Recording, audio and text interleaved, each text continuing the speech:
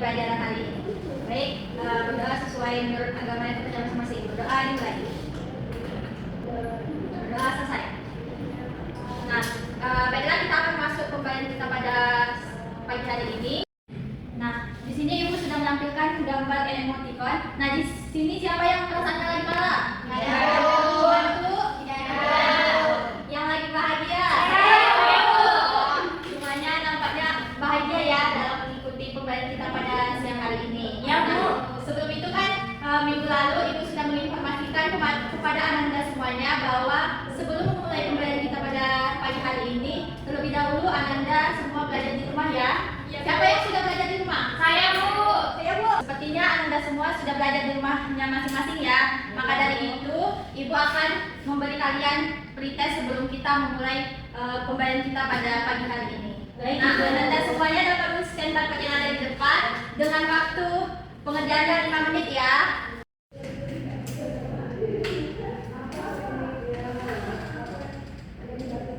Nah, gimana pretestnya? Apakah nilainya tinggi atau soalnya mudah atau gimana? 90, Bu. Lumayan, Bu. Lumayan ya. Maka dari itu, Ananda terlebih dahulu sebelum memulai pembelajaran kita pada pagi hari ini belajar terlebih dahulu ya di rumah. Baik, Bu. Nah, Ananda, siapa yang masih ingat materi minggu lalu? Mekanisme pernapasan, Bu. Nah, betul sekali ya Ananda. Beri applause dulu. Nah, di sini siapa yang masih ingat apa saja faktor-faktor yang mempengaruhi pernapasan? Aktivitas fisik, Bu. Siapa lagi? Kelamin, Bu. Ayo, siapa lagi? Umur juga bisa, Bu. Oke, beri applause dulu untuk kita semua ya. Nah, di sini Ibu sudah menampilkan gambar ada 2 kegiatan. Yang pertama seseorang yang lagi berlari dan seseorang yang lagi duduk santai. Dari 2 gambar tersebut dapat kita lihat mengapa seseorang yang berlari lebih cepat pernapasannya dibandingkan orang yang lagi duduk santai. Siapa yang tahu? Baik, silakan kita lah. Orang yang berlari membutuhkan napas lebih banyak itu karena berlari itu membutuhkan energi yang lebih banyak, Bu. Dibandingkan kalau dulu itu kan kayak kita nggak perlu namanya energi, Bu. Oke, benar sekali ya. Bukan untuk ya, benar sekali ya apa yang dikatakan oleh Nirala. Seseorang yang berlari lebih cepat bernapas karena mereka melakukan aktivitas yang berat. Nah, maka dari itu tujuan pembelajaran kita pada pagi hari ini yang pertama yaitu peserta didik dapat menganalisis jenis-jenis polemik, kapasitas paru-paru melalui diskusi dan pengamatan materi pembelajaran dengan tepat. Yang kedua, peserta didik dapat menganalisis frekuensi pernapasan manusia melalui studi kasus atau video yang diberikan dengan benar dan sistematis.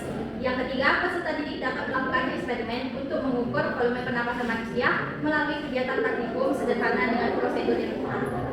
Baik anak-anak, di sini Ibu akan menampilkan sebuah kasus. Tolong diperhatikan ya. Baik, Bu. Nah, dari kasus tersebut, apakah Anda tahu bagaimana cara mengetahui banyaknya udara yang masuk ke dalam paru-paru? Maka dari itu, kita akan melakukan praktikum mengenai mengukur frekuensi pernapasan pada manusia. Nah, di sini Ibu akan membagikan LKPD kepada Anda semuanya. Nah, di sini siapa yang kelompok 1? Kami, Bu. Kelompok 2? Kami, Bu. Ibu akan membagikan LKPD-nya. Adapun alat dan bahan yang akan kita gunakan dalam praktikum ini, tolong diperhatikan ya, Bintara. Yaitu baskom, air, aqua yang sudah berisi air, terus selang. Nah, nanti Ananda dalam mengukurnya itu Ananda menenggelamkan botol aqua tersebut, tapi ininya dibuka ya. Jangan sampai ada gelembung-gelembung udara. Nah, nanti posisinya seperti ini. Terus selangnya ini masukkan ke dalam botol tersebut. Jangan sampai ada udara yang masuk ke dalam botol tersebut supaya tidak ada gelembung udara. Nah, ini Ibu bagikan kepada setiap kelompok. Ini bahan dan alatnya. Jika ada yang mau ditanyakan, dipersilahkan. Dan setelah Ananda melakukan pengamatan mengukur frekuensi pernapasan Ananda semuanya, jangan lupa mengisi setiap soal yang ada di LKPD tersebut. Dan di sini juga ada tata cara pengerjaan praktikumnya. Baik, tolong dikerjakan ya. Baik, Bu.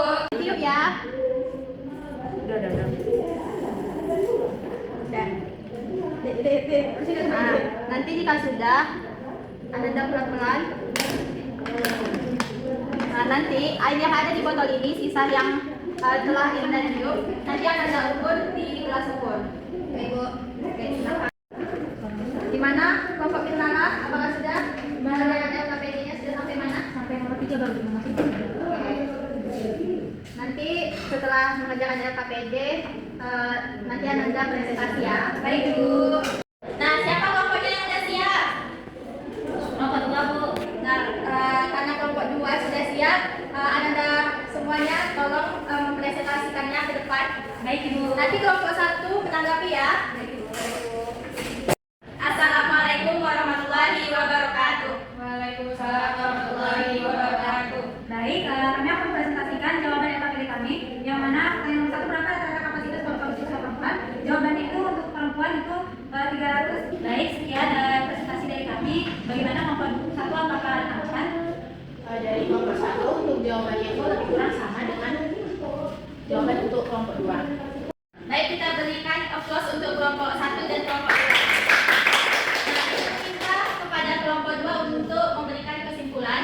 Adapun kesimpulan yang kami dapatkan itu berdasarkan percobaan yang dilakukan, rata-rata kapasitas siswa perempuan adalah 350 ml. Baik, sekian dari kami yang diri. Wassalamualaikum warahmatullahi wabarakatuh. Waalaikumsalam warahmatullahi wabarakatuh. Nah, dari kebaikan kita pada pagi hari ini dan kegiatan praktikum kita, siapa yang dapat menyimpulkan pembelajaran dan praktikum kita? Baik, silakan Irda.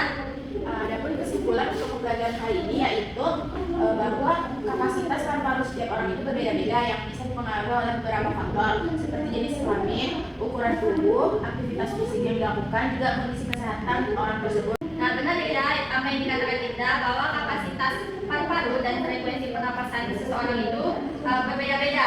Itu tergantung kepada aktivitas fisik, umur, dan bisa juga kesehatannya.